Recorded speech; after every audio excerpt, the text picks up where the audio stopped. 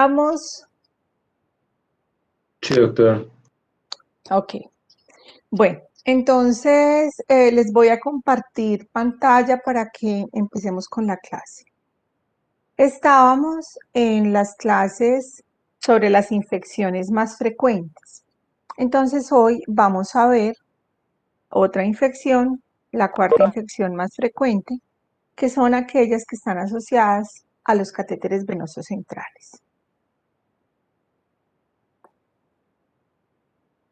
¿Ya están viendo la pantalla?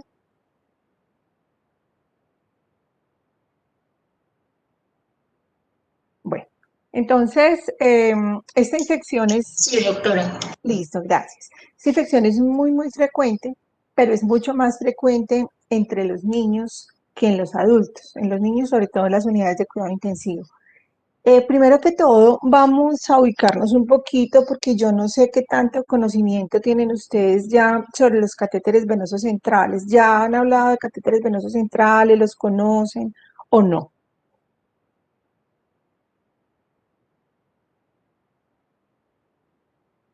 Para saber qué tanto les digo. Pues doctora, yo la verdad tengo un conocimiento muy vago de lo que es un catéter Bueno, venoso central. listo. Entonces, si nosotros nos ponemos a pensar en los catéteres venosos, tenemos dos tipos de catéteres. Uno son los catéteres periféricos, que son los que ustedes normalmente ven en los pacientes que están en cualquier unidad de hospitalización o en urgencias, que son para pasar básicamente líquidos, a veces incluso derivados de la sangre, pero que solamente se colocan en una vena periférica, es muy poquito lo que entran dentro de la vena, muchas veces solamente con la aguja. Hay algunos que dependiendo del tipo de aguja que se utilice, pues el catéter puede penetrar un poquito dentro de la vena. En cambio, un catéter venoso central es aquel que ingresa desde una vena periférica o una vena central, ya vamos a ver eso, y se va hasta la cava superior, hasta la entrada de la aurícula casi siempre. Entonces, fíjense que es un catéter que ya por sí mismo tiene un riesgo mucho más alto porque está en la circulación central. Hay varias vías de entradas del catéter, de los catéteres centrales. Una de las más utilizadas es la vía de la femoral. Entonces se coloca a través de la femoral o se coloca a través de la subclavia o a través de la yugular externa. Y en los niños, a veces, sobre todo en los recién nacidos, no en los niños grandecitos, en los niños recién nacidos, lo más común es que no entren por una de estas venas grandes, sino que entren por la cefálica o por la basílica. Incluso a veces uno ve que colocan un catéter central en una venita de la cabeza, pero esto pues ocurre solamente en niños muy pequeños. Entonces hay como dos tipos de catéteres. Unos catéteres que son que puede ser, se llaman centrales no tunelizados, que pueden ser de corta o de mediana duración, y unos catéteres que se llaman tunelizados. Entonces, un catéter tunelizado tiene una vía de entrada diferente porque es un catéter que es un catéter fijo. Entonces, claro, ellos también pueden entrar, por ejemplo, por subclavia o por la yugular, que es lo más frecuente que ellos penetren, pero ellos tienen una parte que se fija dentro de la piel. Por ejemplo, en las personas a que les tienen que colocar quimioterapia por mucho tiempo, la quimioterapia acaba con las venas, es decir, coloca una vena periférica, la quema. Entonces lo que hacen con estas personas es colocar como una especie de bolsita que está dentro de la piel, usualmente en el tórax, y ahí entonces cuando se va a colocar el medicamento, como eso es una bolsita de almacenamiento, simplemente ahí se colocan dentro de esa bolsita, ellos van directamente a la circulación central, pues porque obviamente esa bolsita entró y la conexión que se hizo fue por circulación central y regresa a circulación central.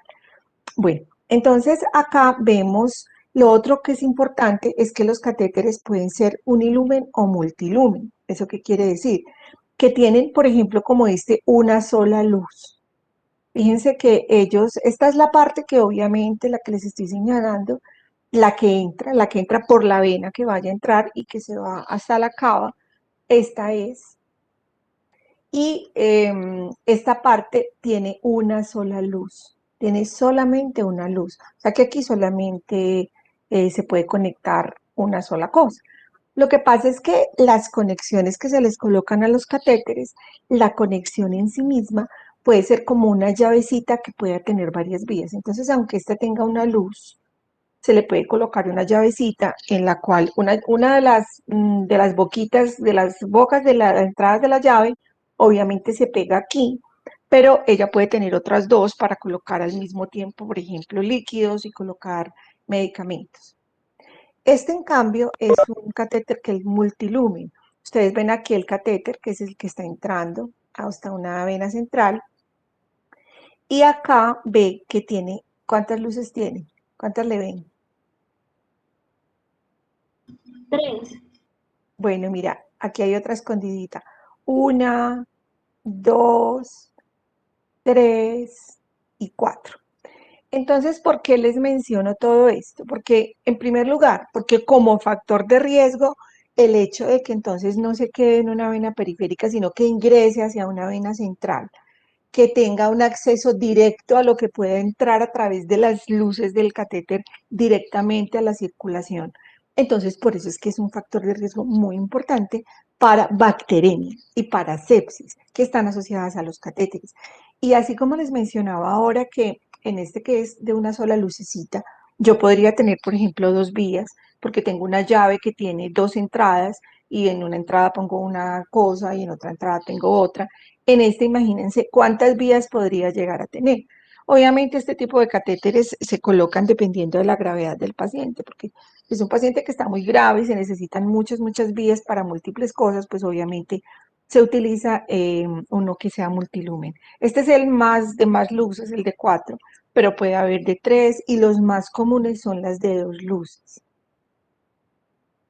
Aquí les muestro entonces cómo con las llaves que se colocan uno puede agregar vías. Entonces fíjense que este catéter, miren, acá está la entrada del paciente, aquí está la entrada en el paciente y fíjense que este catéter tiene dos luces. Aquí tiene una luz y aquí tiene otra luz. Y en una de las luces, fíjense cuántas vías tiene. Acá tiene las llaves y como las llaves se pueden conectar entre ellas, entonces, fíjense que contemos cuántas vías tiene este paciente por una sola luz. Tiene una, esta que está cerrada porque seguramente la destapan porque estas son unas tapitas que son de rosca. Entonces, esta seguramente o la tienen reservada o la destaparán para colocar algún medicamento que sea de vez en cuando o la tienen, por ejemplo, para poner nutrición parenteral. Aquí tenemos otra vía, aquí tenemos, o sea, por una sola luz tenemos cuatro vías. Y ya en esta otra luz, entonces solamente tiene una vía que está funcionando. Hay varias complicaciones infecciosas que se pueden asociar a esos catéteres centrales. En primer lugar, puede ocurrir una infección local en el sitio de entrada, o sea, porque de todas maneras él entra por una parte que es externa, entra por la piel. Entonces, esas infecciones pueden ocurrir allí a nivel de la piel. Estas infecciones son muy raras y usualmente no se asocian a infecciones graves, sino que ocurren como parecidas a las flebitis que ocurren con los catéteres periféricos normalitos que todos conocemos. Bueno, la otra entonces, que es la que nos ocupa hoy, es la bacteriemia, eh, que es la infección del torrente sanguíneo. Entonces, esta obviamente es la más grave y es la más común.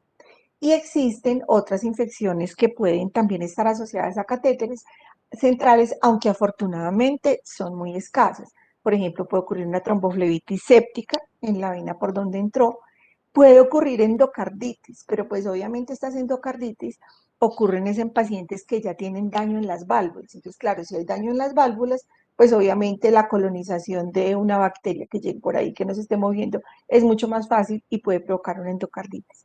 O puede ocasionar infecciones en otros sitios, infecciones leganas. Bueno, vamos a ver entonces, como siempre, cuál es la distribución de este tipo de infecciones. Entonces ya sabemos que es una de las principales infecciones, de las cuatro principales infecciones nosocomiales. Cuando nosotros hablamos de bacteriemia primaria, quiere decir que es simplemente una infección en el torrente sanguíneo que ocurrió a partir directamente del catéter. No es lo mismo, por ejemplo, un paciente, supongamos que es un paciente que tiene una infección, un trauma abdominal, hizo una infección, o que tuvo una apendicitis, hizo una infección, y a partir de eso hizo una sepsis. O un paciente que tiene una infección urinaria y la infección urinaria es suficientemente grave y el paciente tiene muchas comorbilidades y a partir de esa infección, de ese foco urinario, el paciente nos hace una sepsis. Entonces, bacteriemia primaria es cuando no procede de ningún otro lado, cuando simplemente los gérmenes entran directamente al torrente sanguíneo y entran, obviamente, mucho más fácil a través de un catéter venoso central. Bueno, y lo otro que sí se los dije cuando empecé la clase es que la bacteriemia primaria entonces sí es la infección nosocomial más frecuente en pediatría, cuando nos referimos usualmente a las salas de cuidado intensivo pediátrico o salas de cuidado intensivo neonatal. Entonces, cuando nosotros hablamos siempre de vigilancia de las infecciones, obviamente en este tipo de infección, los indicadores que se observen en la vigilancia, entonces, es decir, la, mm, la incidencia de estas infecciones, la distribución según el tipo de las infecciones que pueden ocurrir, e incluso el tipo de patógenos que pueden estar provocando las infecciones varían de acuerdo a qué, por ejemplo, al tamaño del hospital. No es lo mismo en un hospital de segundo nivel, por ejemplo, donde haya un paciente, que es raro, pero donde haya un paciente con un catéter venoso central, es más difícil que este paciente se vaya a complicar con una bacteria multiresistente, lo cual en cambio sí puede ocurrir en un hospital muy grande, en un hospital de tercer o cuarto nivel, donde obviamente la distribución de los patógenos nosocomiales o intrahospitalarios es muchísimo mayor, pues entonces también depende de eso. Lo mismo pasa con los hospitales donde hay y no hay estudiantes, y no me refiero solamente a los estudiantes de medicina, sino a estudiantes de ciencias de la salud. Entonces, en los hospitales, y esto no lo digo yo, esto lo dicen los estudios, en los hospitales donde hay de varios tipos de estudiantes, hay más infecciones que en los hospitales donde no hay estudiantes o hay menos estudiantes, porque pues obviamente la manipulación que pueden tener las vías de estos pacientes es muchísimo mayor. Con respecto a las unidades, lo mismo, porque usualmente son más graves las infecciones que ocurren en pacientes que están en unidades de cuidado intensivo, porque pues por sus mismos diagnósticos y lo que hacen que estén en la unidad de cuidado intensivo, entonces hacen que estas infecciones sean más graves. Por el tipo de dispositivo, por lo que estábamos diciendo ahora, no es lo mismo el catéter tunelizado que es para largo plazo, yo les di un ejemplo en pacientes cuando tienen eh, una quimioterapia, pero también estos catéteres de largo plazo se pueden utilizar para pacientes que tienen una nutrición parenteral prolongada. Por ejemplo, cuando los niños pequeñitos, por alguna complicación a los recién nacidos, tienen una enterocolitis necrotizante que hace que se seccione una parte del intestino, entonces estos niños quedan con algo que se llama síndrome de intestino corto y mientras eso se soluciona más adelante con un trasplante o alguna cosa, estos niños, si no se les coloca nutrición parenteral, son niños que van a tener síndromes de mala absorción y obviamente se van a desnutrir. Entonces, en esos niños también se colocan catéteres venosos centrales que son de largo plazo, que son tunelizados, como les decía yo ahora. En ese tipo de catéteres las infecciones son mucho menos frecuentes. En cambio, en los centrales no tunelizados, que es los que acabamos de ver, que se utilizan en pacientes que están hospitalizados en cuidado intensivo, que están hospitalizados en cirugía, entonces en ese tipo de catéteres sí son muchísimo más frecuentes. Y obviamente también hay otros factores como el número de vías y el número de luces que tenga el catéter. Entonces, los factores de riesgo que son más frecuentes acá, aunque ustedes saben que la mayoría son comunes a casi todas las infecciones. En primer lugar tenemos las edades extremas, obviamente la gravedad del paciente. Esto ya lo hablamos del tipo de catéter. Ah, pero no les he hablado del sitio de inserción. El sitio de inserción también hay lugares donde hay más infecciones que en otros, pero esto también depende de la edad. Por ejemplo, en los niños pequeños, en los niños muy pequeños que todavía tienen pañal, obviamente un sitio de inserción en la femoral puede ser más predisponente a que haya infecciones, sobre todo infecciones locales. Entonces, pero en cambio en los adultos la femoral es uno de los sitios que más se prefiere. La inserción por la yugular es uno de los sitios que más provoca infecciones, y no solamente infecciones locales, sino bacterianas, porque es que el cuello es un sitio que por muchas razones es más manipulable, por llamarlo de alguna manera.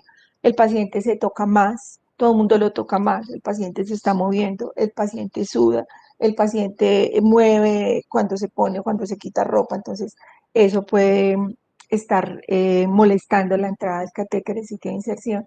Entonces los catéteres yugulares generalmente tienden más a provocar, a estar asociados a infecciones, así que no es la entrada preferida, sino que a veces cuando no se logra otra entrada, pues entonces se colocan catéter yugular. Y por ejemplo, los recién nacidos que les decía que con mucha frecuencia se colocan es en la cefálica y en la basílica, se pueden colocar desde el brazo, desde el antebrazo. Entonces, esos sitios usualmente son buenos, usualmente están asociados a menor incidencia de infección en los niños muy pequeños. El apósito también puede constituirse en un factor de riesgo. Esto lo vamos a mencionar más ampliamente cuando hablemos de las medidas de prevención, porque no es lo mismo un apósito temporal como el apósito que es de gasa a otro tipo de apósitos. Por eso lo vemos ahorita.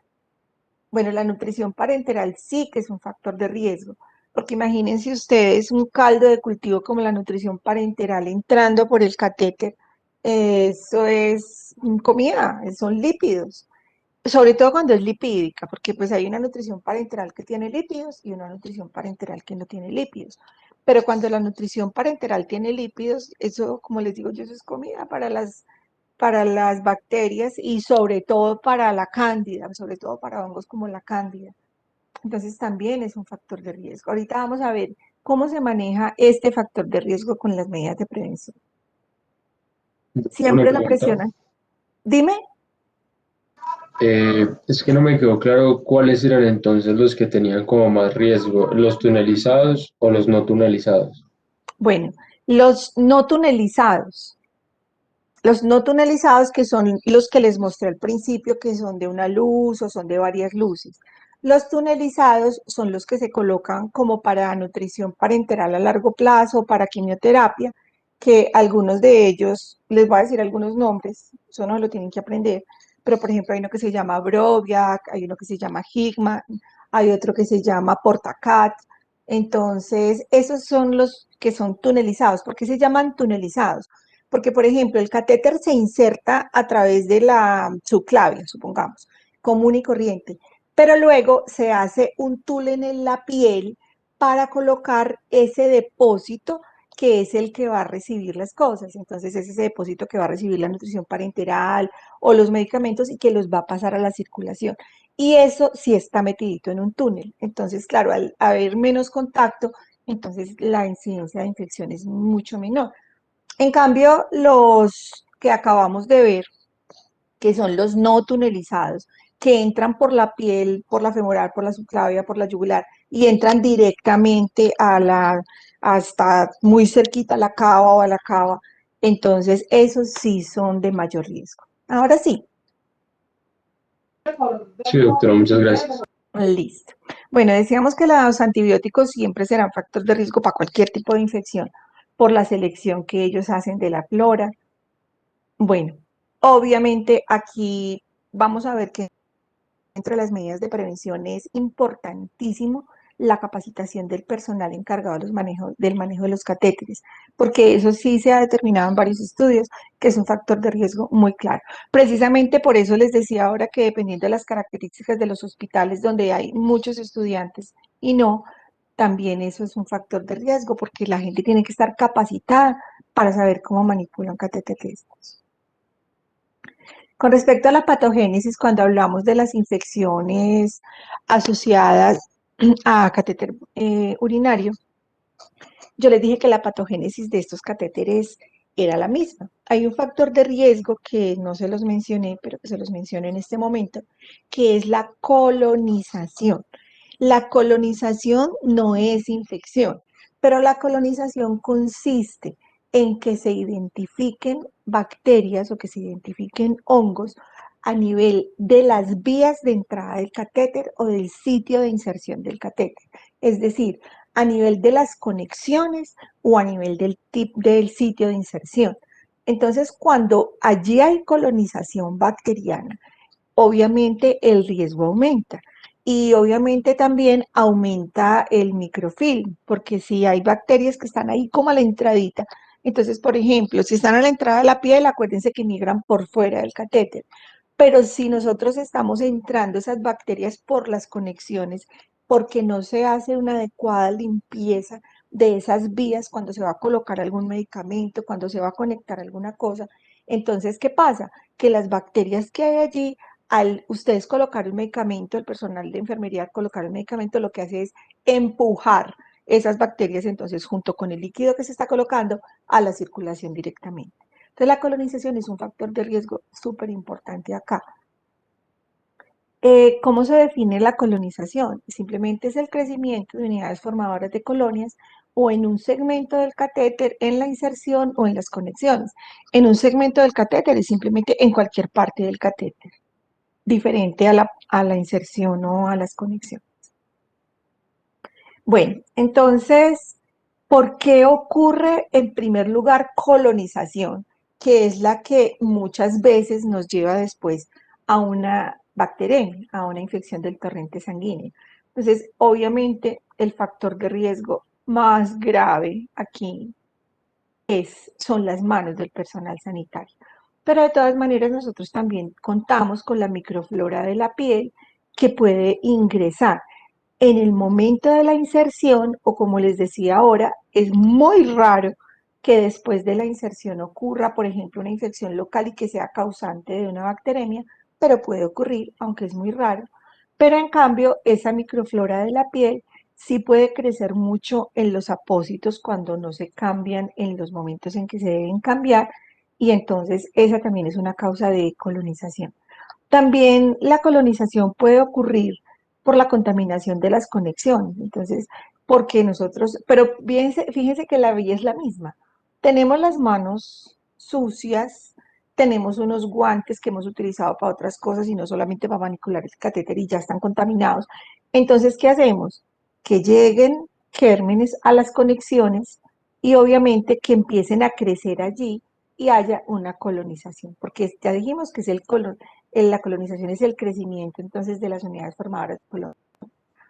Puede ocurrir una cosa que es muy, muy rara, muy, muy rara, y es que las infusiones que se vayan a colocar están contaminadas. Eso es muy raro y cada vez es menor. ¿Por qué? Porque antes había medicamentos que se manejaban para multidosis. Entonces, claro, el mismo medicamento se podía utilizar varias veces, todavía se hace, ya cada vez menos, pero todavía se hace. Entonces, al utilizarlo varias veces, imagínense ustedes que se está sacando el medicamento con una jeringa varias veces de un frasco, entonces si no se hace una limpieza adecuada antes de ir a pinchar esa espumita o ese cauchito donde está el medicamento, pues obviamente uno puede introducir allí gérmenes que pueden crecer. Y antes también, cada vez menos, pero todavía ocurre en algunos hospitales, que la preparación de la nutrición parenteral se hacía directamente en los hospitales. Aquí hasta no hace muchos años, en el San Juan de Dios y en otros sitios de Armenia, se hacía la preparación de la nutrición parenteral directamente en los hospitales y resulta que obviamente es mucho más fácil que eso se pueda contaminar. Lo que se recomienda, por ejemplo, para la preparación de la nutrición parenteral son unas cámaras especiales que obviamente protegen de que haya contaminación de esos líquidos, De hecho, hasta donde yo sé también, el hospital todavía no tiene las cámaras de flujo laminar y creo que compran la nutrición parenteral de una vez preparada, creo que la traen de Pereira. Pero pues no sé, eso hace unos 2 años, no sé si o 2 o 3 años, no sé si ya lo hagan. Pero el caso es que antes sí ocurría eso. Así que una infusión contaminada, pues obviamente imagínense que se coloca la infusión directamente al torrente sanguíneo. Bueno, las siembras hematógenas, lo mismo que en cualquier otra infección, en cualquier otra bacteremia, que a partir de una infección que sea lejana, pues entonces obviamente ocurra esa colonización y llegue directamente los gérmenes a la circulación. Bueno, entonces, igual que en las infecciones por el catéter urinario, también la ruta puede ser extraluminal, es decir, que los microorganismos migran eh, a través de la parte externa del catéter y entonces, pues obviamente migran por la parte externa, igual llegan a la circulación central. Entonces, esa es la extraluminal. Y la intraluminal, entonces sí ocurre por una inadecuada limpieza en las conexiones durante la conexión y desconexión cuando hay necesidad, pues, de colocar medicamentos. Ahora, esta migración que es de organismos superficiales ocurre entonces, usualmente es la responsable, usualmente, no es que sea siempre, pero casi siempre es la responsable de las infecciones que son tempranas, las que ocurren dentro de los primeros 10 días después de colocar un catéter venoso central, porque es un catéter venoso central usualmente dura muchos días. Y ya, en cambio, esta que ocurre a través de la luz, sí se demora más, porque pues obviamente el hecho de que entren gérmenes por las vías no significa que van a llegar derecho allá y ya van a crecer, sino que se van acumulando. Y además que aquí está también esa que ya conocemos, que es la formación del biofilm. Entonces, obviamente, del biofilm, allá están creciendo las bacterias que se van entrando por aquí y ellas también se van soltando y van llegando a la circulación hasta que en algunas personas ocasionan entonces una infección. Esto ya se los mencioné. Bueno, con respecto a los criterios diagnósticos, nosotros aquí distinguimos unos criterios para los adultos y para los niños menores de 1 año. Son muy parecidos, pero sí hay una distinción importante, ya la vamos a ver. Entonces, acuérdense que los criterios diagnósticos siempre son los mismos de CDC y realmente estos son los que se utilizan en todo el mundo. Bueno, acá tenemos entonces 3 cosas que tenemos que revisar. Aquí dice, se debe presentar al menos uno de los criterios, entonces, en pacientes con sospecha de infección del tracto pues, sanguíneo asociada a catéter. Entonces tenemos el primer criterio, que sea un patógeno reconocido. El segundo criterio, que sean patógenos comensales comunes de la piel. Y el tercero, que sean comensales comunes de la piel en menores de 1 año. Entonces vamos a mirar cada uno de estos. O sea que esto qué quiere decir? Que las infecciones pueden ocurrir por esos patógenos que nosotros sabemos que son los causantes de las infecciones hospitalarias, que ya sabemos cuáles son los más frecuentes y que ya sabemos también que usualmente son patógenos resistentes a uno o a varios antimicrobianos. O puede ocurrir por flora normal de la piel. ¿Por qué existe esta distinción? Porque hace muchos años resulta que cuando, por ejemplo, una persona estaba con fiebre, estaba con sintomatología como de una sepsis y le hacían un cultivo y encontraban que era, por decir algo, un estafilococo hemolíticus, un estafilococo epidermidis y decían, no, no, no, no, eso es contaminación del cultivo porque eso es flora normal de la piel. Pero resulta que después de muchos estudios se dieron cuenta que no había tal, que sí, efectivamente, esos comensales normales de la piel, esa flora normal de la piel, también es causante de infecciones, también es causante de sepsis, también es causante entonces de este tipo de infecciones y entre otras cosas, muchas veces están dentro de las primeras causas de la bacteriemia asociada a catéter, los patógenos comensales de la piel, casi siempre por encima de estos. Bueno, y lo otro es que hay un criterio que ya vamos a ver por qué es esta excepción, porque en los menores de 1 año es más común, mucho más común en adultos, que las infecciones ocurran, por comensales comunes de la piel. Bueno, entonces, ya pues con cada uno de estos criterios que sabemos que se necesita por lo menos uno, también vamos a mirar. En en el de patógenos reconocidos, entonces obviamente tenemos un caso que es confirmado por laboratorio, en la cual se van a obtener por uno o más hemocultivos. Entonces, cuando se hace un cultivo de sangre, es donde se van a identificar el crecimiento de estos patógenos que son hospitalarios exclusivamente. Y lo otro es que ese cultivo, el germen que se encontró, entonces no se relaciona con infección en otro sitio. ¿Qué quiere decir esto? Que acuérdense que yo les dije ahora que uno tenía que distinguir la bacteremia primaria de la secundaria y que usualmente los catéteres venosos centrales son la principal causa de bacteremia primaria, sobre todo en los niños.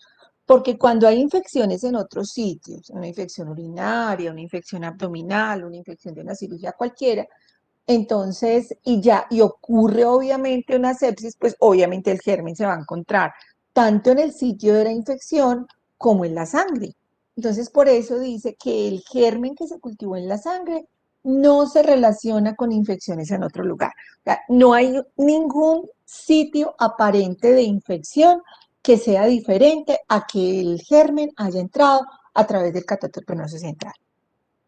Y aquí nos están recordando cuáles son los patógenos reconocidos. Esto es un ejemplo, porque acuérdense que son varios. Aquí están los más comunes: el estafilococo, la E. coli, la Klebsiella, la Pseudomonas, las cándidas y los enterococos. Usualmente también, como les decía ahora, resistente. Entonces, esto es el primer criterio. Segundo criterio, puede ser que el paciente entonces no tenga una infección por un patógeno reconocido, sino que nosotros lo que identifiquemos en esos hemocultivos sean patógenos que usualmente son de la flora normal de la piel. También entonces se requiere que el caso sea confirmado por el laboratorio a través de hemocultivo y que el paciente entonces tenga signos de infección o que tenga síntomas de infección, como pueden ser la fiebre, pueden ser escalofrío, puede ser hipotensión, y además lo mismo que estábamos hablando en la anterior, que esos resultados de laboratorio no se relacionen con infección en otros sitios, o sea, estamos hablando solamente de bacteremia primaria. Y he aquí la diferencia con el criterio anterior. Comensales de la piel deben ser obtenidos de 2 o más hemocultivos. Entonces, cuando es el patógeno habitual, fíjense que uno dice, con un solo cultivo, porque aquí dice 1 o más hemocultivos, pero con un solo cultivo en un paciente que tiene fiebre, puede tener los síntomas que acabamos de ver, que puede tener hipotensión o al contrario, que puede tener hipotermia, que tiene taquicardia. Entonces tenemos un paciente con una sospecha de una infección. Cultivamos un solo hemocultivo y encontramos uno de estos gérmenes, eso ya es un criterio diagnóstico. En cambio, aquí tenemos las mismas condiciones, pero nos dicen que deben ser obtenidos al menos de 2 cultivos tomados en momentos separados. Y también en momentos separados, lo que quiere decir también es de sitios diferentes. ¿Por qué? Porque el peor sitio para uno tomar un hemocultivo, el sitio proscrito y prohibido para tomar un hemocultivo en un paciente en quien se sospecha una infección asociada a catéter venoso central es a través del catéter. ¿Por qué no se debe tomar un hemocultivo a través del catéter venoso central? Cuéntenme ustedes.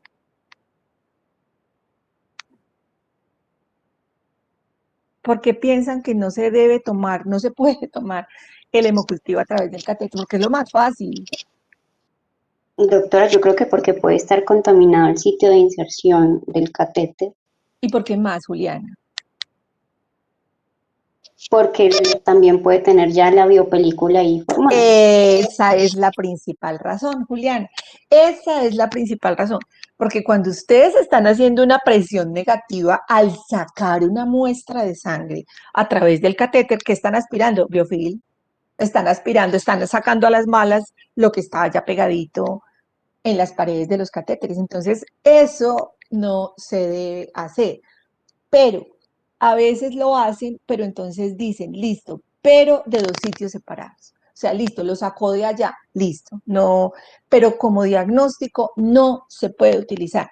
Pero entonces tuvieron que haber sacado una muestra de otro lado y resulta que da exactamente el mismo germen con la misma sensibilidad y resistencia y se identificó en dos partes distintas, eso ya nos confirma entonces que es una infección asociada a catéter, una infección del torrente sanguíneo que está asociada a catéter y que es causada por un patógeno comensal.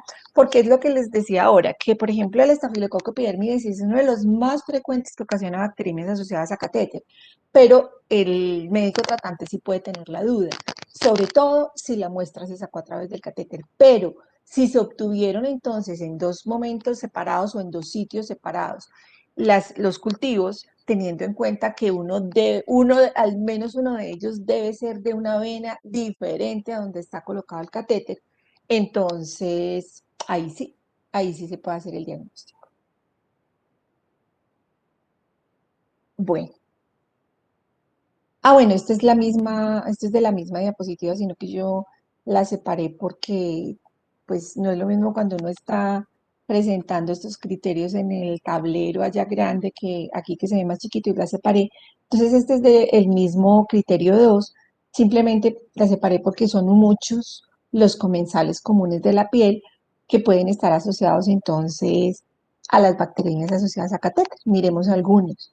De los difteroides, este es muy frecuente que se encuentren infecciones asociadas a catéteros Corynebacterium, Bacillus, Propionibacterium, estafilococos, obviamente coagulasa negativos, entonces dentro de ellos el epidermis es el más frecuente, pero el hemolíticus también se identifica con frecuencia en estas infecciones, el Streptococcus viridans, Aerococos, Micrococos, etcétera. Entonces, simplemente para insistirles que acá se les requieren por lo menos entonces de dos cultivos.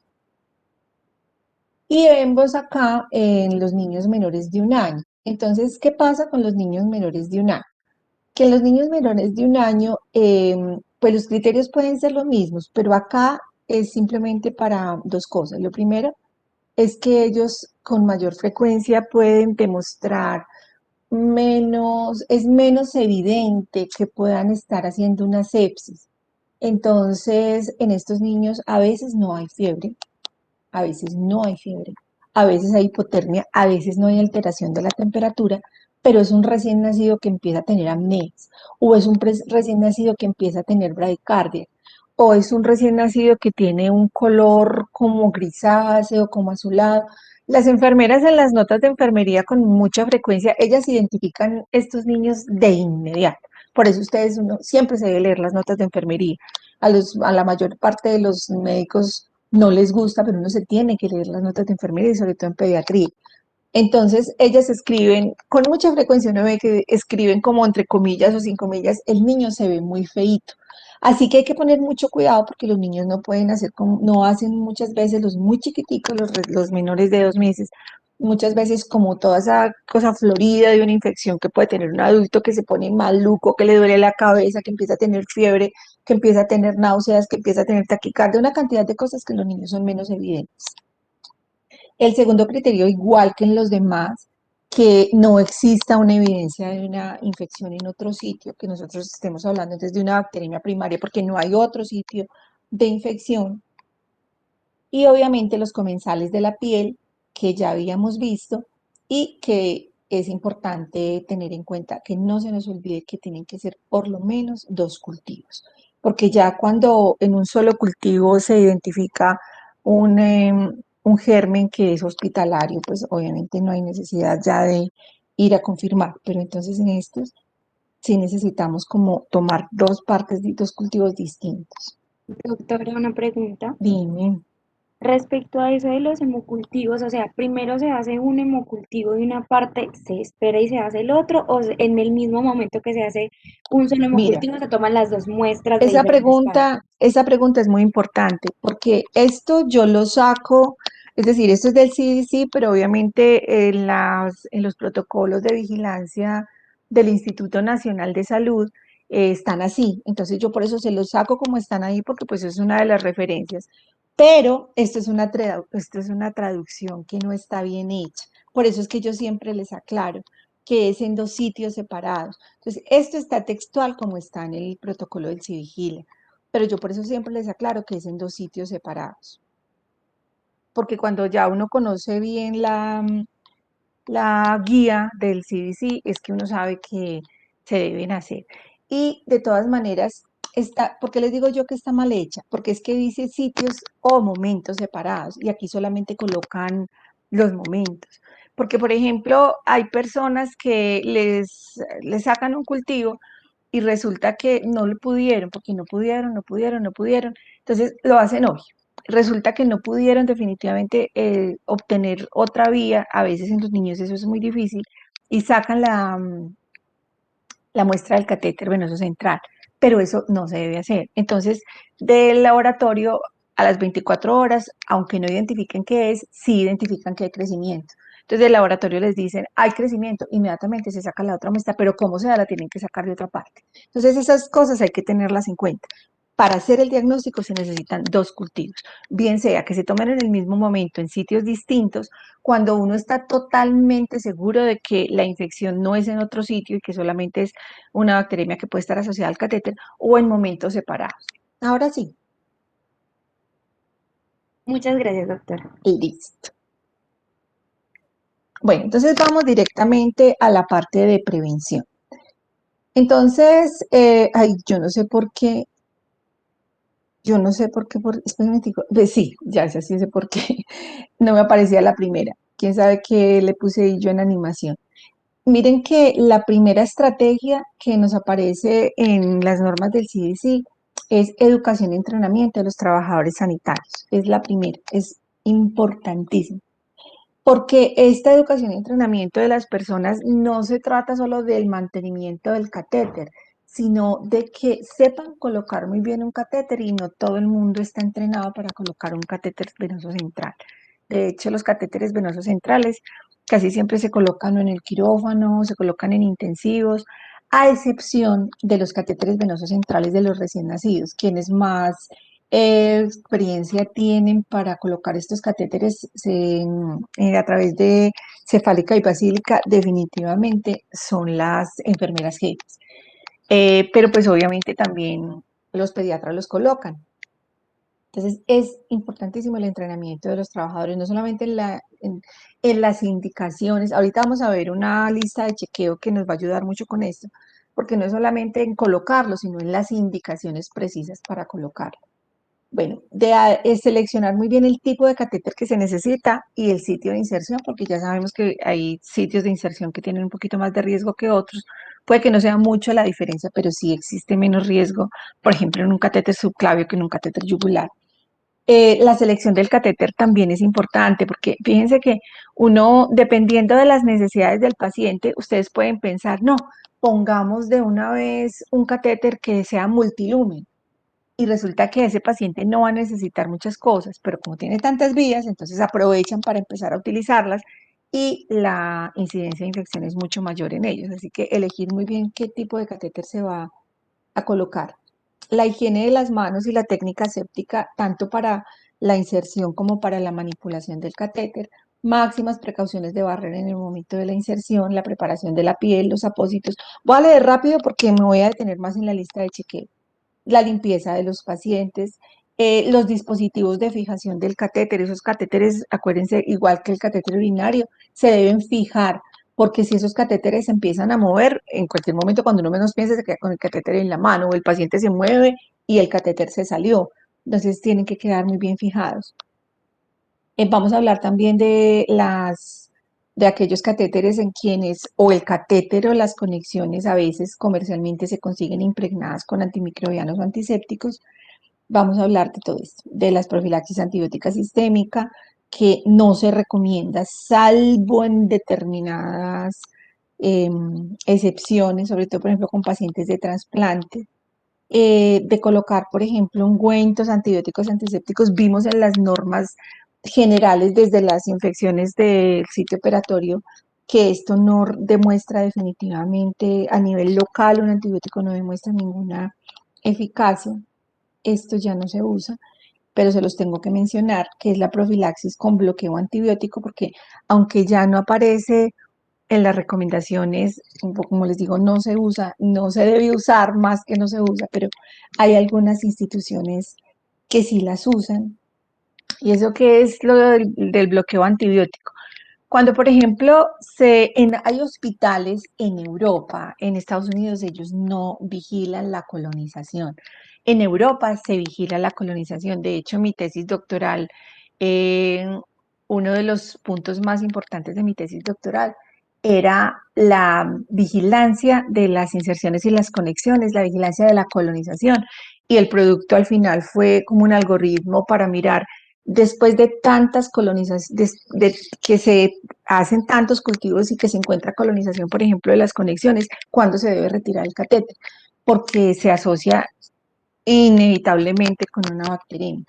Pero en Estados Unidos no les gusta mucho hacer la vigilancia de esa colonización. Entonces en Europa sí, a veces en algunos hospitales todavía utilizan esto, y es que cuando se empieza a identificar, allá la vigilancia de la colonización se hace cada semana. Entonces, por ejemplo, uno toma el cultivo de la conexión, obviamente con toda la técnica séptica del mundo se toma el cultivo de la conexión, y cuando se empieza que primera semana colonizado, entonces se les dice, por favor, mucho cuidado cuando vayan a colocar las vías, cuando vayan a cambiar, limpien, limpien. Va uno a la segunda semana otra vez colonizado por el mismo enterobacter. Va uno tercera semana colonizado otra vez, ese niño se va a infectar. O sea, ese niño se infecta porque se infecta. Entonces, ¿qué es lo que se hace? Cuando pasa eso, se coloca un bloqueo antibiótico que obviamente la evidencia es pésima porque nosotros ya habíamos hablado que un antibiótico no le hace nada al biofilm, pero entonces lo que hacen ellos es colocar como 10 centímetros más o menos o 5 centímetros dependiendo pues del tamaño del paciente de vancomicina o de otro antibiótico, se coloca en el trayecto del catéter y se deja ahí. Entonces, ¿qué pasa? Se puede colocar una o dos veces por semana y obviamente esa vancomicina se va a ir porque es una cantidad muy chiquitica. Yo les dije 10 centímetros y no son 10 centímetros, son 10 milímetros. Entonces es una cantidad muy chiquita y obviamente apenas se coloque un medicamento o algo se va a ir. Pero pues la idea que ellos hacen es de colocar esos bloqueos como con el ánimo de eliminar por lo menos aquellas bacterias que, sobre todo estafilococos, que estén en la luz por ahí volando y que pueden ocasionar infección. Pero como les digo, ya no aparecen las normas del CDC, en las últimas no aparecen, las anteriores sí aparecían. Bueno, los anticoagulantes, eso solamente es cuando en algunos casos que se recomiendan anticoagulantes, sobre todo en niños cuando tienen catéteres umbilicales. Bueno, y reemplazo de los catéteres, que es algo que no se debe hacer. Por ejemplo, tienen un catéter venoso central que ha entrado por la subclavia derecha, y resulta que el paciente, por muchas razones, tuvo que quitarle el catéter, o porque el catéter se salió, porque se desubicó, porque el paciente hizo una bacteremia. Entonces dicen, no, hay que reemplazar el catéter. Eso no se debe hacer nunca en el mismo sitio donde estaba el catéter antes. Entonces, usualmente lo que se hace es mirar muy bien si el paciente todavía necesita un catéter central, idealmente no, idealmente utilizar mejor catéteres periféricos, y si definitivamente es totalmente necesario, entonces ya ellos lo que hacen es decir que, o sea, la recomendación es, mire, si el catéter lo necesita por mucho más tiempo, considere si mejor coloca un tunelizado, o considere si lo cambia por un catéter periférico, o considere si ya no lo necesita y más bien no lo quite, pero pues no reemplace catéter. Bueno, esta se las pongo aquí la foto grande, pero ya la vamos a ver desbaratadita. Esto es una, como les decía, pues obviamente si uno conoce bien pues los protocolos y todo eso, está en capacidad como de asesorar a otras personas. Pero para el día a día de las personas que manejan los catéteres, entonces es que se hacen las listas de chequeo. Esta lista de chequeo es decir, sí, como ustedes lo pueden ver aquí abajo, y les voy a mostrar solo lo grande aquí porque ya la voy a desbaratar. Entonces hay como dos cosas grandes. Dice, unas recomendaciones de la lista de chequeo son para los clínicos y otra recomendación son para las organizaciones de salud, es decir, para la parte administrativa. Entonces vamos a ver despacio. Para los clínicos, entonces, también hay como tres grandes cosas que se mencionan en la lista de chequeo que tienen que ver con las prácticas adecuadas durante la inserción, las prácticas durante el mantenimiento y la remoción de los catéteres que sean innecesarios. Entonces vamos a ver una por una. Entonces, con respecto a las de los clínicos, vimos que la primera gran lista de recomendaciones tiene que ver es con el momento de la inserción. Entonces, prácticas de inserción adecuadas. La higiene de las manos. Espérense, yo conecto esto.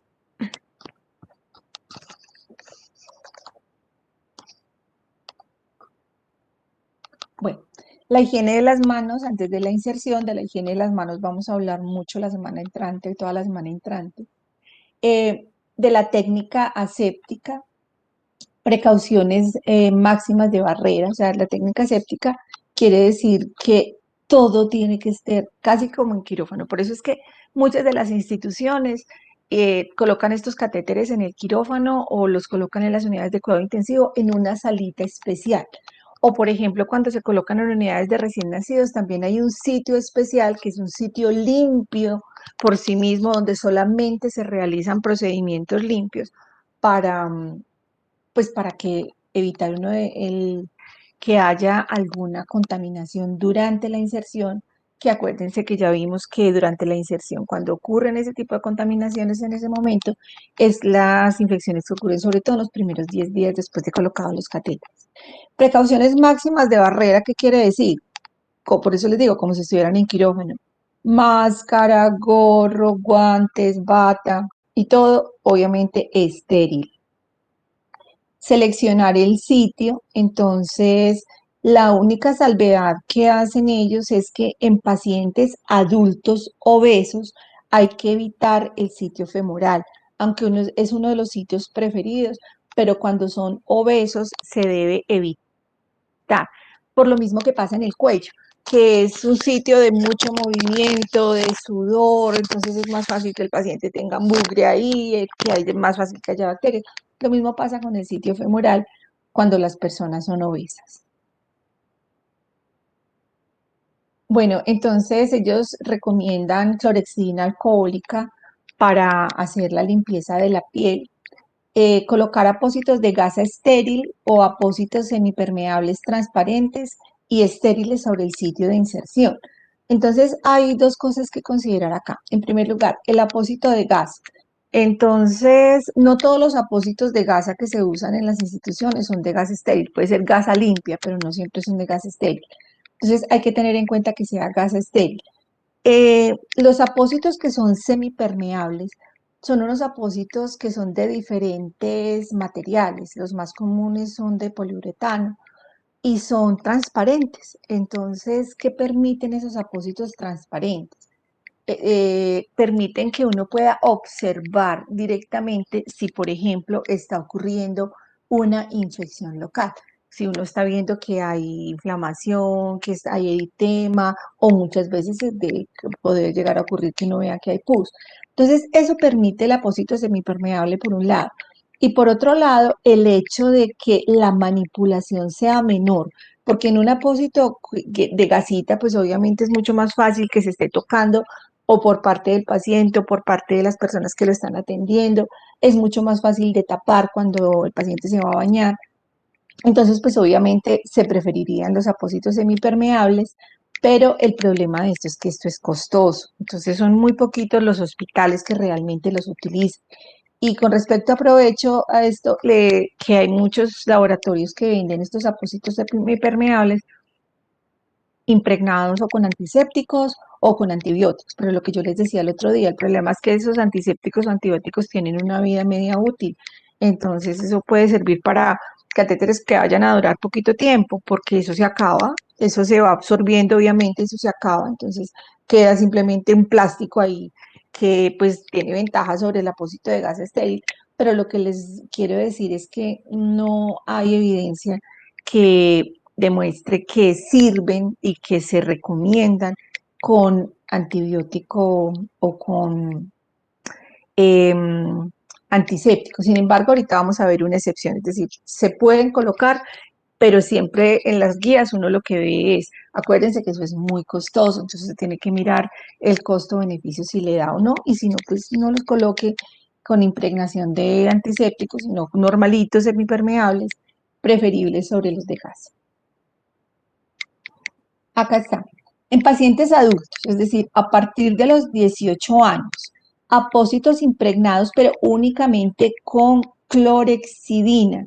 Entonces, esos, porque es que uno puede encontrar apósitos, como les decía ahorita, que las casas comerciales sacan con cualquier cantidad, imagínense que sacan a veces, sacan con rifampicina. Yo siempre me pregunté, ¿para qué le ponen rifampicina a un apósito? Entonces lo sacan con rifampicina o con yodo o con cualquier cantidad de cosas.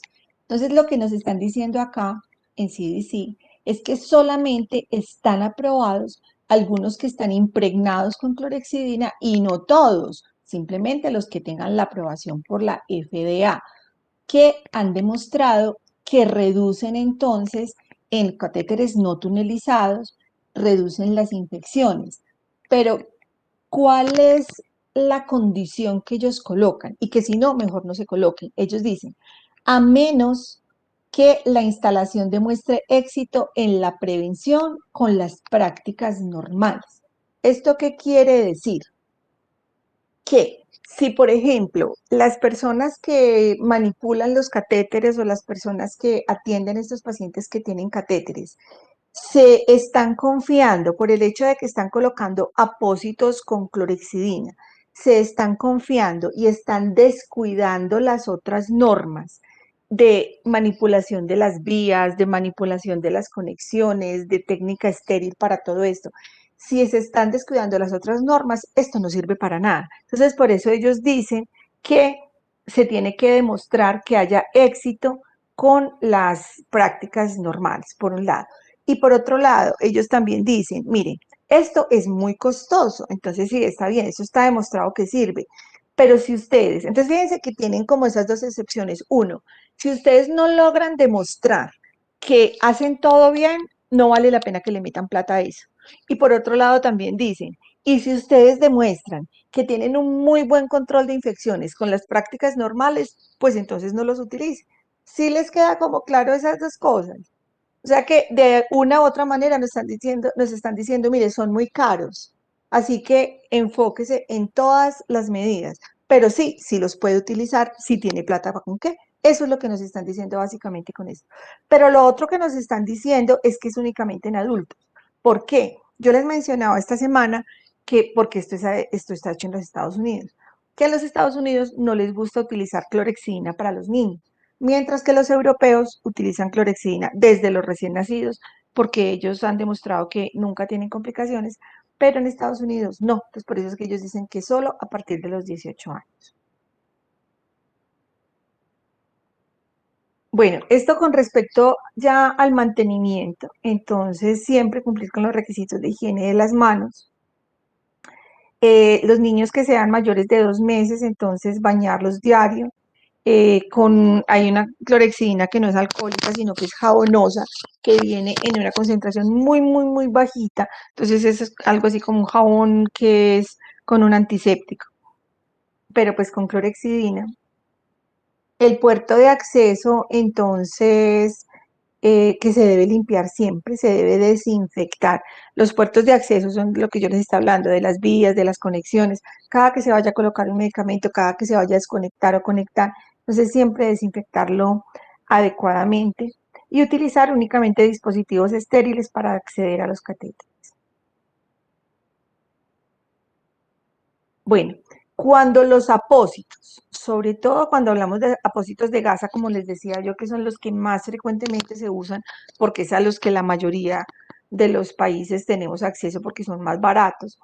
Entonces hay que vigilarlos porque si un apósito de estos, por ejemplo, está mojado, está sucio o se empieza a despegar, el apósito hay que cambiarlo, porque cualquiera de estas razones puede promover que ocurran infecciones o que ocurran colonizaciones a nivel de la inserción.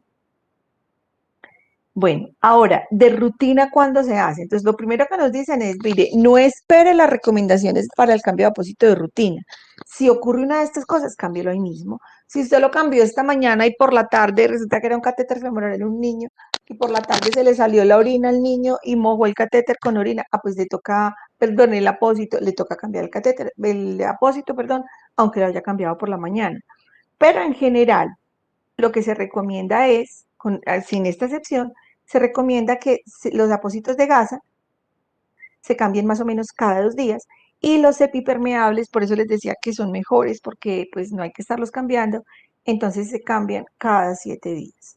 Y que para los mayores de 18 años entonces se pueden utilizar ya los apósitos impregnados con clorexidina, porque obviamente esto tiene altas dosis de clorexidina, pero ya vimos las condiciones, que son los que están aprobados por la FDA, que únicamente si los hospitales demuestran que pueden hacer todas las medidas bien hechas, que no se van a confiar en ellos y que hay plata.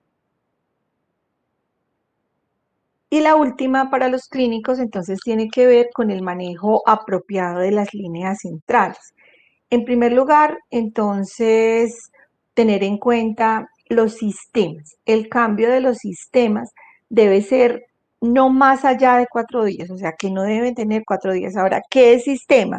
¿Cómo les defino yo a ustedes el sistema? Como la tubería, como los tubos, porque claro, ustedes tienen, por ejemplo, le están pasando a un paciente, le están colocando Harman.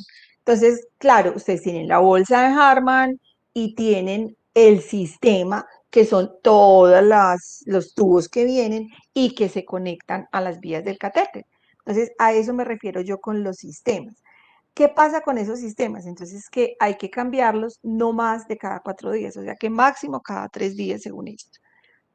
Pero, no, perdón, no más de cada 4 días, pero al menos cada 7 días. Pero, fijémonos en esto, fijémonos en esto.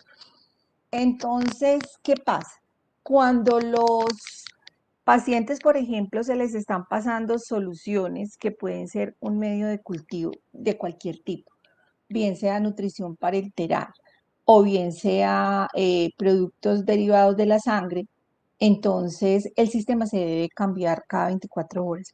Si, por ejemplo, un paciente solamente le colocaron derivados sanguíneos, le pusieron una transfusión, le pusieron unas plaquetas, le pusieron un plasma, y ustedes como médicos no van a ordenar más, ya no lo van a volver a colocar por lo menos por ahora. Entonces ustedes pueden colocar en las órdenes médicas, cambiar el sistema al terminar la transfusión. Porque pues obviamente dejar esos sistemas ahí significa que los gérmenes pueden empezar a crecer.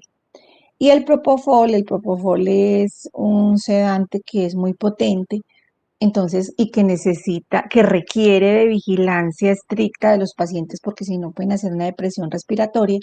Entonces, cuando se colocan esos sedantes así que se pueden quedar como remanentes de pronto dentro de los sistemas, dentro de los tubitos, entonces sí se debe cambiar, porque si el paciente no se está vigilando, pues el paciente se les puede morir. Bueno, me disculpan acá que leí mal, sino que a veces las traducciones no son como las más adecuadas. Bueno, y también para los clínicos eliminar rápidamente las vías innecesarias, siempre. O sea, así como se tiene que decidir muy bien a quién colocarle un catéter, se tiene que decidir también en qué momento ya no se necesita y ya se puede cambiar por un catéter periférico y se quita pues el catéter central.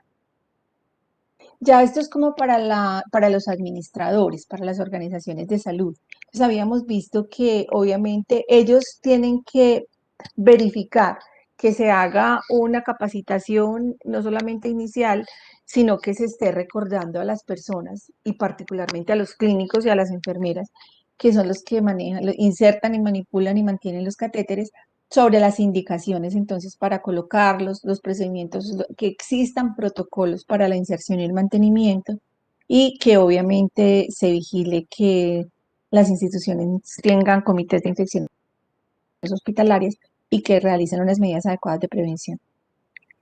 Bueno, Designar personal entrenado, por eso les decía que no todas las personas pueden colocar los catéteres, ni todas las personas pueden manipular los catéteres, y hacer una evaluación periódica del conocimiento que tienen las personas sobre esto. Proporcionaron la lista de verificación para garantizar el cumplimiento de las prácticas. Entonces, hacer una educación periódica, reeducar a intervalos regulares, lo que quiere decir es que se debe hacer una educación periódica, un recorderis periódico.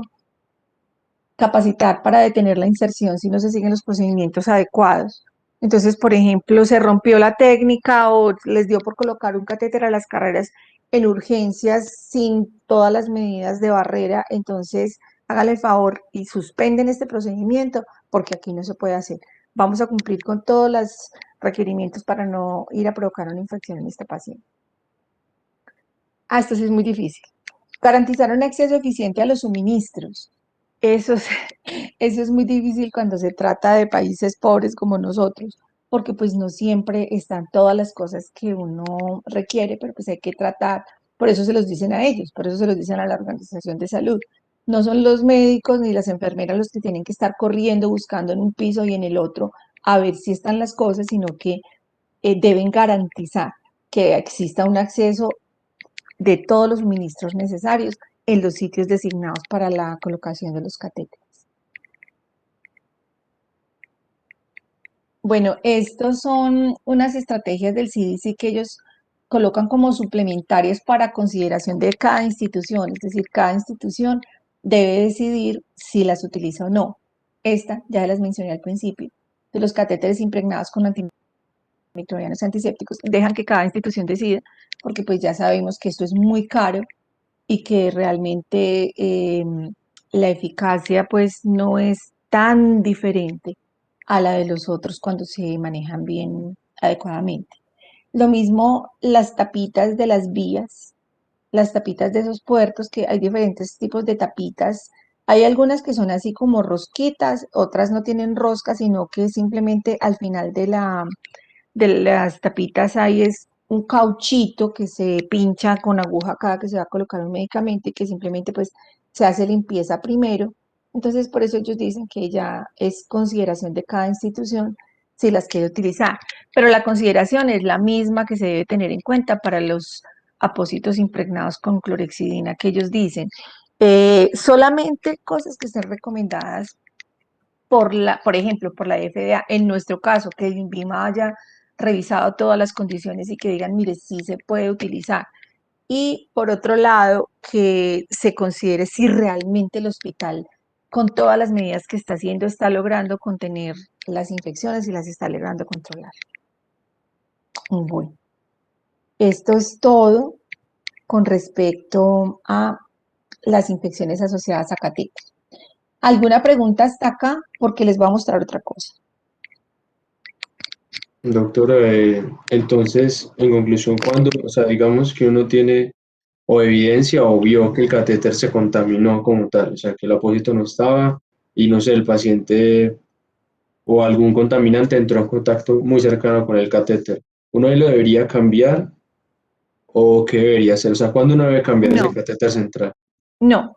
Lo que nos dicen es que los catéteres centrales no se deben cambiar, que no se deben reemplazar. Lo que nos dicen es, mire, si por ejemplo durante la inserción, que es lo que creo que me estás preguntando, si durante la inserción se rompió la técnica o no se siguieron todas las normas para la inserción en cuanto a las prácticas asépticas y las prácticas de barrera, la higiene de las manos y todo eso, entonces, si es durante la inserción, es suspenda el procedimiento. Suspenda el procedimiento porque tenemos que garantizar que este paciente no le vamos a meter una infección con ese catéter. Entonces, suspenda el procedimiento, pero pues obviamente eso ocurre antes de colocarlo, porque ustedes, por ejemplo, están en urgencias y resulta que alguien viene acelerado, no, este paciente está muy grave, no, en quirófano no nos están dando sala, pongámoslo acá. Entonces uno puede decir, un momentico, ¿en dónde se va a colocar? Hay una sala especial en urgencias donde se pueda garantizar que todo está limpio, donde se utilicen todas las medidas de barrera. Es en ese momento que, que dicen los protocolos, suspenda el procedimiento. Otra cosa, se contaminó, ya el catéter se colocó, pero resulta que el apósito está suelto, hay una infección local. La infección local no es una indicación para retirar un catéter. Entonces, cuando hay una infección local, lo que se hace es tratar la infección local. Se exceden las medidas de limpieza, obviamente, a nivel de ese sitio de inserción. En ese caso, por ejemplo, no nos serviría colocar un apósito semipermanente que dura 7 días, sino que nos serviría más tener apósitos de gasa para poder estar destapando y haciendo limpiezas de esa entrada, porque como les decía ahora, el que ocurra una infección local es muy, muy, muy raro que lleve a una bacteremia asociada a catéter. Entonces, si ocurre esa infeccióncita local, a no ser que obviamente sea una infección grave que toque retirarlo, que eso también es excepcional, entonces simplemente lo que se recomienda son limpiezas. Que el apósito se ensució o se contaminó, simplemente se hace limpieza de la piel y se cambia el apósito, es eso. ¿O hay alguna otra duda o te respondí lo que querías? No, sí, doctora, sí, está bien. O sea, quería saber, era como cuando uno lo tenía que cambiar y sí. Pues uno no Listo. lo cambia, sino que hace mayor No, limpieza. no, los catéteres no se deben cambiar. La recomendación es, mire, cuando de pronto piensan las personas, no, este catéter hay que cambiarlo, porque de hecho se cambian, porque el catéter se mueve. Un catéter, por ejemplo, cuando se inserta, ellos tienen una punta, la punta, a ver si, que yo hablo más con las manos que con la boca. La punta del catéter tiene forma de verlo, por ejemplo, en una placa de tórax o en una ecografía, porque tienen una parte que es opaca, que se ve. Entonces, siempre cuando se coloca un catéter venoso central, una de las cosas que hacen los clínicos es comprobar que la punta del catéter haya quedado en el sitio de inserción adecuado. Entonces, a veces sucede que esos catéteres se mueven. ¿Y por qué se dan cuenta que se mueven? Porque de pronto la enfermera dice, hay 10 centímetros del catéter afuera. El catéter no se puede volver a entrar. O sea, eso sí, nunca se puede hacer. Entonces, claro, el catéter ya dejó de estar en una vena grande, por ejemplo, en la cava, dejó de estar allá, y entonces ya están más, la punta está en la vena periférica, y como una de las indicaciones precisamente para colocarlos son líquidos que pueden dañar las venas, que las queman, que las acaban, entonces ya no se pueden infundir los medicamentos o los líquidos que se estén colocando en ese paciente, y la indicación es de retirar el catéter, porque el catéter no se puede reinsertar, el mismo no se puede reinsertar.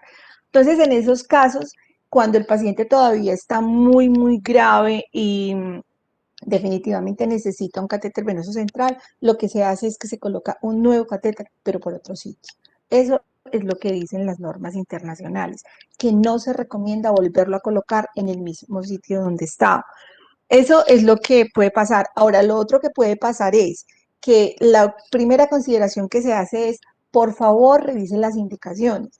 Este paciente, no, pues es que este paciente ya no le estamos colocando parenteral, el paciente ya tiene una gastrostomía o el paciente ya está comiendo y la estamos utilizando solamente para colocar los antibióticos, para colocar los líquidos. Entonces, muchas veces lo que se dice es, entonces, retire el catéter venoso central, no coloque otro en otra parte y coloque uno o dos catéteres periféricos, porque por ejemplo, un catéter periférico que no necesite líquido, simplemente le colocan el catéter para colocarle los medicamentos y ya. Entonces, eso siempre hay que valorarlo. La otra cosa que puede suceder es lo contrario, que el paciente está muy grave y que el paciente va a necesitar un catéter a largo plazo. Entonces, lo que se hace es que se inserta de una vez un catéter tunelizado. ¿Cuánto puede durar, por ejemplo, un catéter central? Dependiendo de la gravedad del paciente, hay pacientes que pueden tener un catéter central sin que se mueva, sin que se dañe, sin que le pase nada, 2 meses. Mi tesis de doctorado, yo la hice precisamente sobre infecciones asociadas a catéter venoso central, y yo lo hice en un hospital, cuando lo quieran mirar, porque es el hospital preferido de mi vida. Se llama el Hospital de la Paz y tiene una parte que es el hospital infantil. Es un hospital gigantesco, es un hospital de cuarto nivel en Madrid, y hay uno de los edificios que es el hospital infantil que tiene 3 unidades de cuidado intensivo, porque tiene la intensivo de quemados, de cuidado intensivo pediátrico y de cuidado intensivo neonatal. Entonces yo veía catéteres de los centrales no tunelizados de 2, de 3 vías, sobre todo en recién nacidos que nacían, por ejemplo, muy prematuros o que tenían que hacerle cirugías muy grandes, cirugías cardíacas, de todo eso, yo les veía a veces 2 meses y medio, y ese catéter no le pasaba nada. Y había niños, por ejemplo, con catéteres tunelizados de 3, 4 o 5 años de duración. Entonces depende mucho del mantenimiento del catéter, la duración del mismo, pero siempre se tiene que considerar muy bien si el catéter hay necesidad de retirarlo, si se necesita otro catéter, porque si no, los pacientes se infectan. Bueno, les voy a colocar de la otra, obviamente es una presentación más cortica, probablemente no terminemos la clase hoy, pero es que esa clase es, a ver, esa clase es más larga.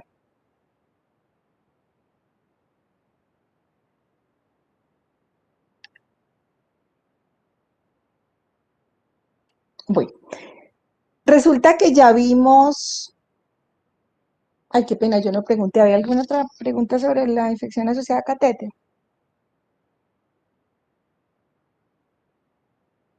Bueno, entonces nosotros ya vimos las 4 infecciones más importantes.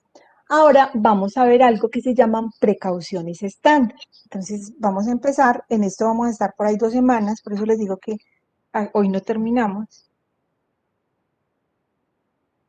Las precauciones estándar, entonces, tienen el objeto de disminuir el riesgo de transmisión de cualquier tipo de infección, no solamente por la sangre, sino de cualquier tipo de infección.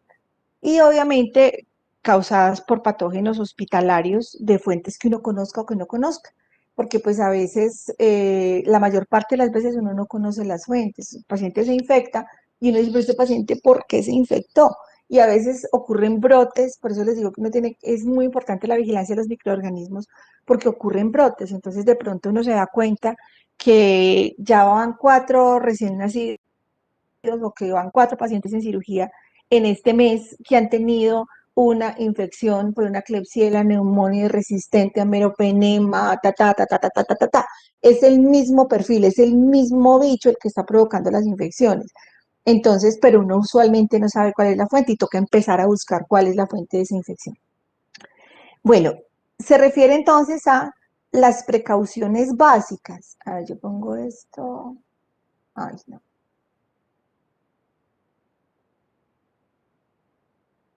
Se refiere entonces a las precauciones básicas para el control de infección que se deben usar en la atención de todos los pacientes.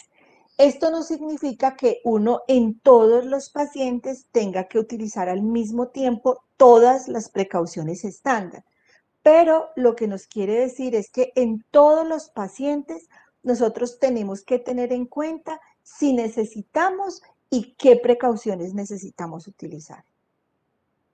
¿Cuáles son las precauciones estándar?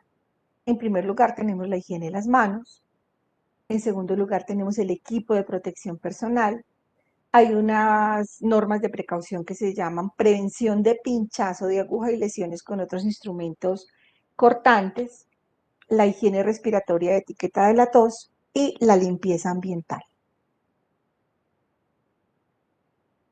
Con respecto a la primera precaución, que es la higiene de las manos, yo voy a pasar muy rápido porque hay una clase que es específicamente de higiene de las manos en la cual desarrollamos una guía, pero lo que les voy a mostrar y se los voy a mostrar rápidamente es solo como una introducción, aunque esto lo vamos a volver a ver más despacio.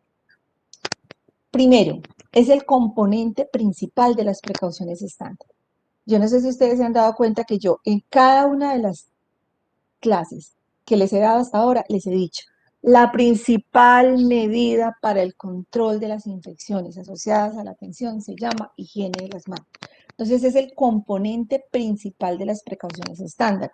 ¿Por qué? Porque ya sabemos que dentro de la transmisión de las infecciones, las manos son lo más importante, por aquello del contacto directo, por el contacto indirecto. Bueno, entonces obviamente es uno de los métodos más efectivos para prevenir la transmisión. La higiene de las manos se puede hacer de 2 maneras. O se puede hacer con soluciones basadas en alcohol o se puede hacer con lavado de manos con agua y jabón. Esto es simplemente un listado de los puntos que uno debe tener en cuenta para la higiene de las manos, pero como les digo, no los voy a leer ahora porque nosotros vamos a intentar, obviamente por aquí no es lo mismo que cuando estamos en el salón de clase, pero vamos a intentar hacer la práctica tanto de la higiene de las manos con agua y jabón como de la higiene de las manos con soluciones. Ahorita, de todas maneras, tenemos la ventaja de que ustedes todos en la casa o en el bolso o en la mochila tienen una solución alcohólica. Esa ventaja la tenemos, así que eso nos va a facilitar mucho hacer la práctica la semana entrante.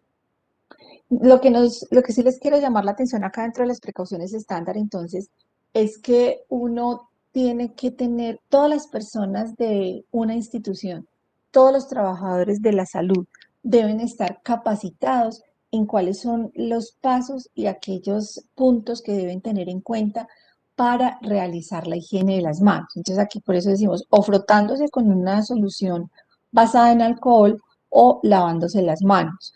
Entonces, vamos a ver cuáles son las indicaciones para el lavado de manos con agua y jabón, porque uno no siempre puede utilizar solamente soluciones alcohólicas.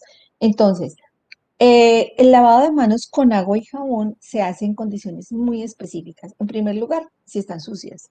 O sea, si nosotros vemos que las manos están sucias y uno a veces no se da cuenta, yo no sé si a ustedes les han pasado, les ha pasado cuando entran de la calle que uno se lava las manos y uno dice, pero yo en qué me ensucié las manos. Y uno llega con las manos sucias, pero no se las ve sucias. Entonces, o si se comprueba, o se sabe, o sospechan que han tenido exposición a microorganismos formadores de esporas.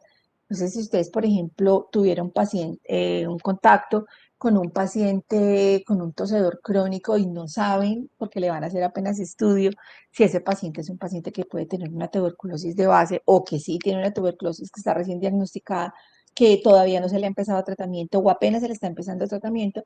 Entonces dice, uy Dios, yo de pronto tuve una exposición a estos microorganismos, entonces no vale que nosotros simplemente no, les voy a decir una palabra que es muy fea, pero no encuentro otra forma de escribirlo. Cuando nosotros utilizamos una solución, un desinfectante con alcohol, teniendo las manos sucias o teniendo las manos con alguna secreción, con sangre, o que tuvimos contacto con este tipo de pacientes, es como si nos estuviéramos refregando todas las bacterias en las manos. ¿Por qué? Porque es que el lavado hace una acción que es de barrido. Entonces, no es lo mismo, es como si ustedes trapearan sin barrer.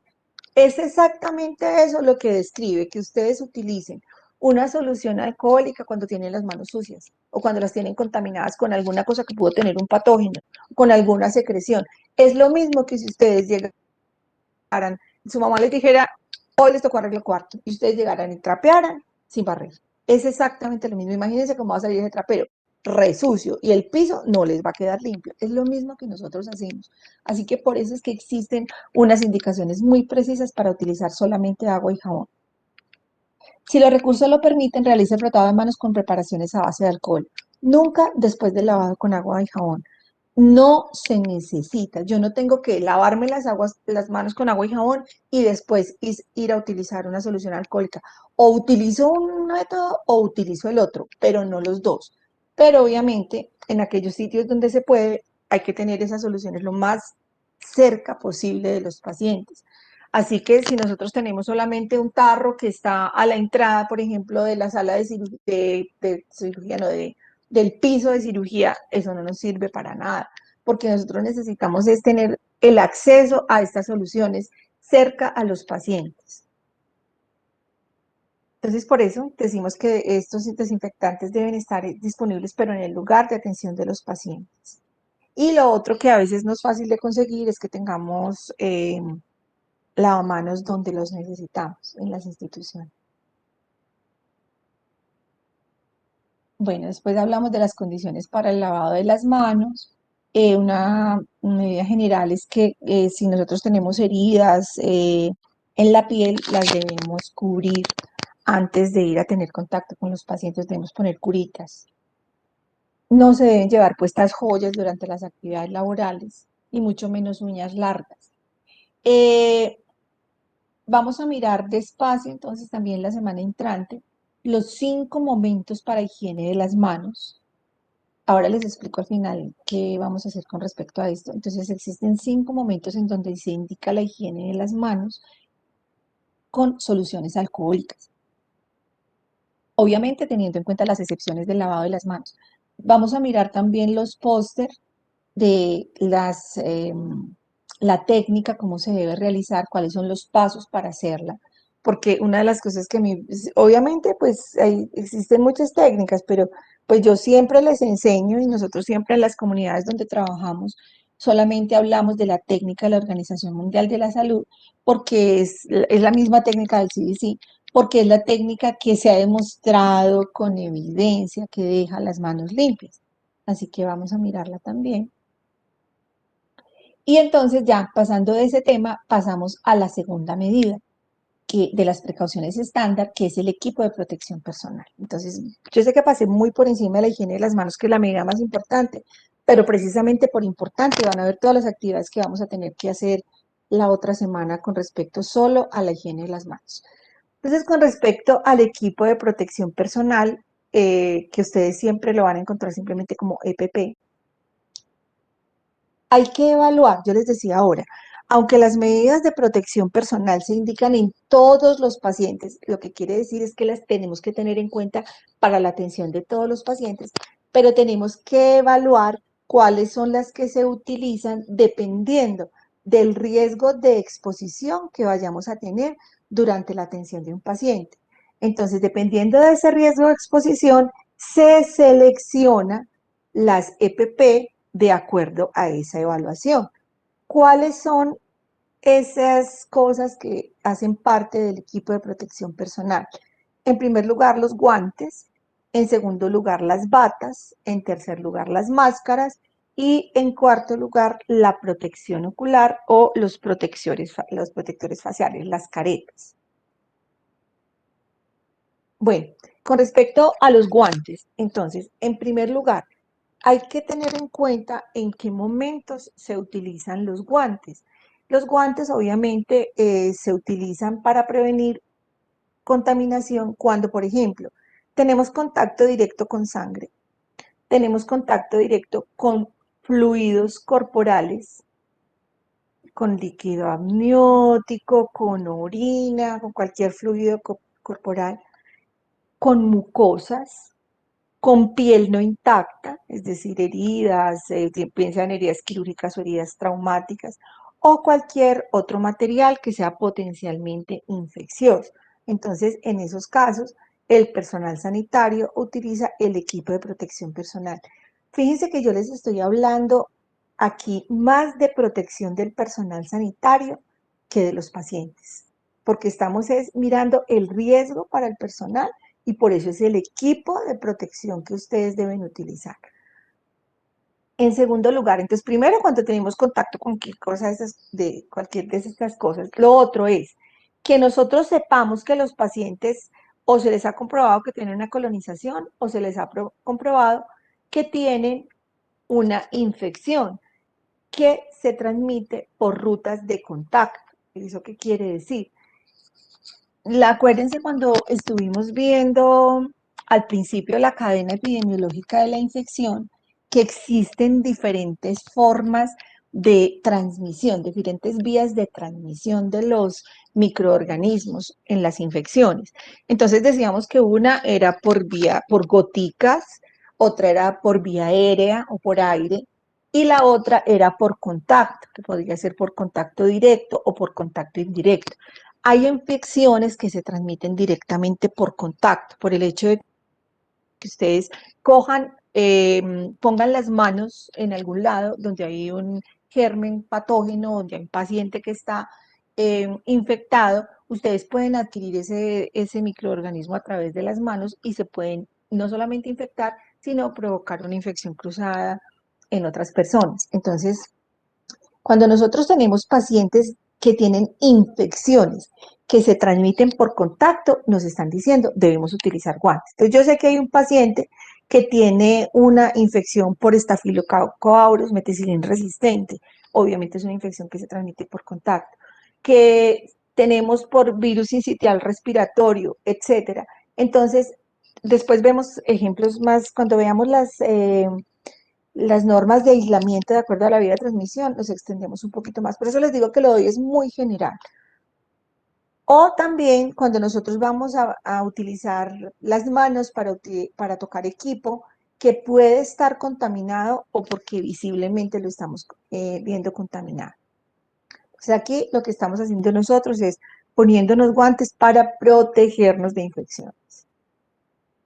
Con respecto al manejo de los guantes, ahora sí les voy a empezar a contar. Yo a ustedes les voy a mandar una guía.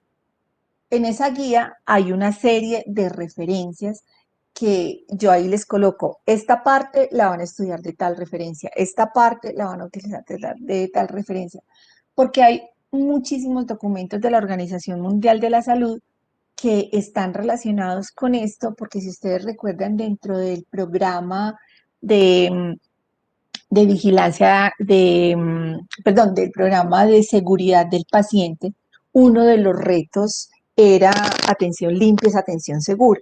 Entonces, dentro de ese reto de atención limpia, atención segura, hay montones de documentos. Pues no los van a tener que revisar todos, porque obviamente yo les digo, mire, de tal documento van a leer de tal página a tal página, de tal documento van a leer de tal página a tal página. Entonces, por eso es que yo tengo una guía que es para la parte que es relacionada con las manos, no solamente la higiene de las manos, sino de la utilización de los guantes. En esa guía hay una parte donde está esto, y es cómo ponerse y cómo quitarse los guantes.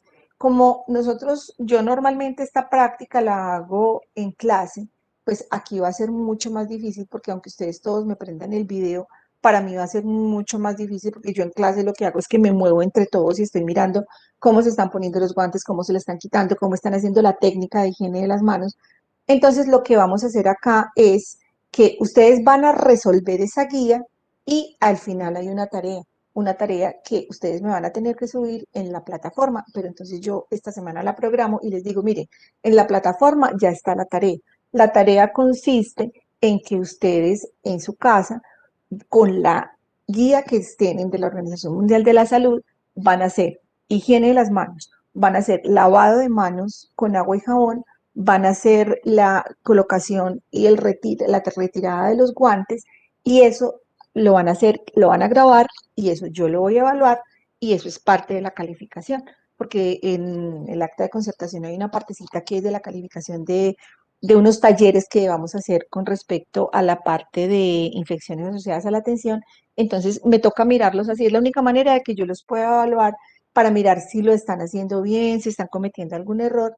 Así que yo esta guía se las voy a mandar, por eso es que esto aquí está chiquito, porque de todas maneras ustedes lo van a revisar y van a revisar muy bien, no solamente cómo se colocan y cómo se quitan los guantes, sino que van a revisar las indicaciones que están también en uno de los documentos de la Organización Mundial de la Salud, que en la clase yo se las voy a mostrar, en la clase que es de higiene de las manos, están las indicaciones en una pirámide de cuándo utilizo yo simplemente guantes limpios o cuándo tengo que utilizar yo guantes estériles, que es una cosa que es una pregunta que uno se hace muchas veces como estudiante y es, bueno, yo me estoy poniendo guantes para protegerme yo, pero cuando además esos guantes son para proteger al paciente. Entonces hay una pirámide donde nos dice, mire, aquí son guantes limpios simplemente, aquí son procedimientos donde usted va a incidir en partes que son estériles del paciente, por lo tanto utiliza guantes estériles. Pero eso lo vamos a hacer a manera de taller, porque a mí me parece que no tiene sentido hacerlo como en la teoría, porque yo me pongo a hablar y hablar y hablar y la mitad se nos va a olvidar, pero si lo practicamos, no se nos va a olvidar. Bueno, vamos a mirar un ejemplo simplemente de diferentes tipos de guantes que existen. Existen guantes de látex, existen guantes de vinilo, guantes de nitrilo, guantes de neopreno, guantes termoplásticos. Entonces, en el mercado existen muchísimos guantes. Y vuelve la pregunta, ¿cuáles son los guantes que se deben utilizar? Usualmente los guantes que se utilizan a nivel hospitalario, usualmente, por eso les estoy diciendo, son los guantes de látex. Porque, por ejemplo, los guantes de látex tienen, ustedes pueden encontrar guantes que son simplemente guantes limpios o guantes estériles.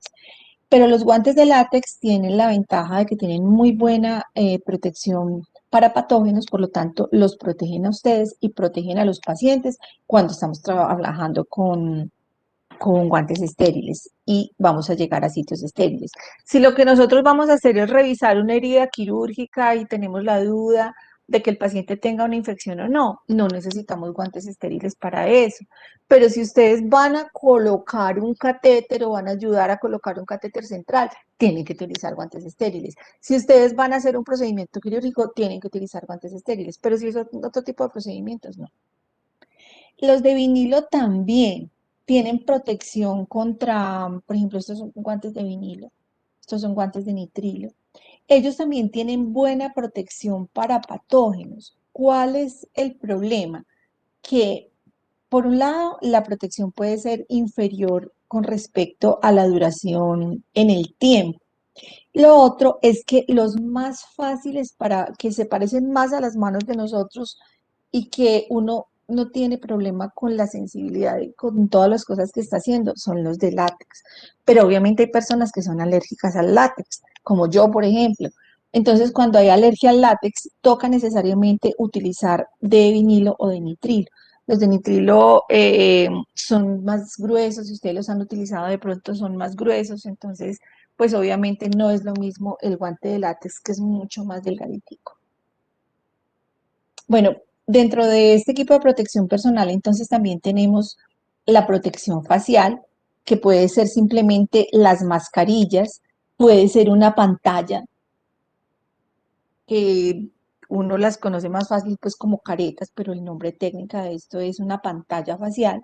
Y para protección ocular, entonces nosotros podemos utilizar los diferentes tipos de pantallas faciales o podemos utilizar las gafas. Bueno, yo creo que voy a dejar acá porque a partir de esto yo empieces a hablar de las diferentes tipos de mascarillas, de la protección, de las N95 y todo, y ya está muy tarde.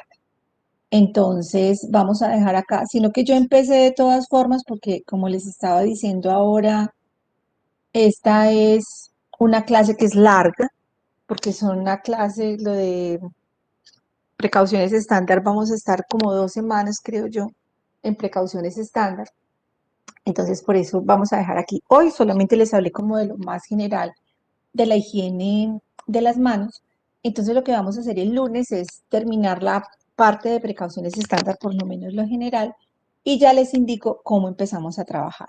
El lunes también les voy a dar la clase de higiene de las manos, así que para el jueves nos tenemos, por eso se las voy a mandar este fin de semana, para el jueves ya nos tenemos que haber leído la guía con las fuentes que yo les estoy dando. Entonces se las voy a dar desde este fin de semana para que tengan tiempo, porque el lunes alcanzamos a ver una parte de la clase de higiene de las manos, entonces ya deben haber por lo menos desarrollado los primeros puntos y el jueves terminamos. ¿Alguna pregunta hasta acá?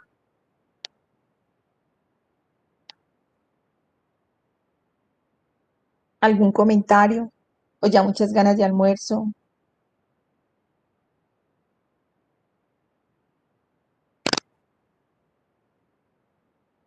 Niños, niñas, díganme Por alguna mi cosa. parte no, doctora. Muchas gracias. Bueno, entonces vamos a dejar aquí. Que tengan un feliz almuerzo. Nos vemos el lunes. Yo les mando entonces la guía. Voy a mirar si ya nos está funcionando bien la plataforma, porque estos días estaba la plataforma loca. Entonces, yo les aviso por el correo. Si ya logré hacer cosas en la plataforma, yo les aviso por el correo que ya pueden mirarla allí. Bueno, muchachos, entonces que estén muy bien. Muchas gracias por su atención.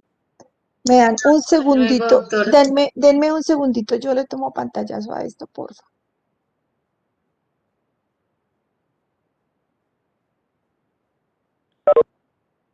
Porque es que siempre me están faltando uno o dos. Bueno, listo. Entonces, que estén muy bien. Hasta luego.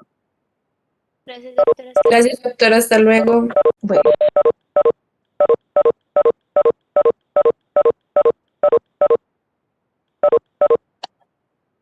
Sí. Sí. Ah, listo, listo. Entonces yo lo voy a apuntar. Sí, porque es importante que estén todos acá. Bueno, Juan Felipe, entonces yo te aviso al correo si ya subí a la plataforma la guía de lo de higiene de manos, porque sí es importantísimo, porque es un ejercicio largo. Entonces tienen que empezar a hacerlo de una vez, porque cuando yo termine las clases de lo de higiene de las manos, empiezo a hacer la práctica ya con ustedes. Así que se lo tienen que empezar.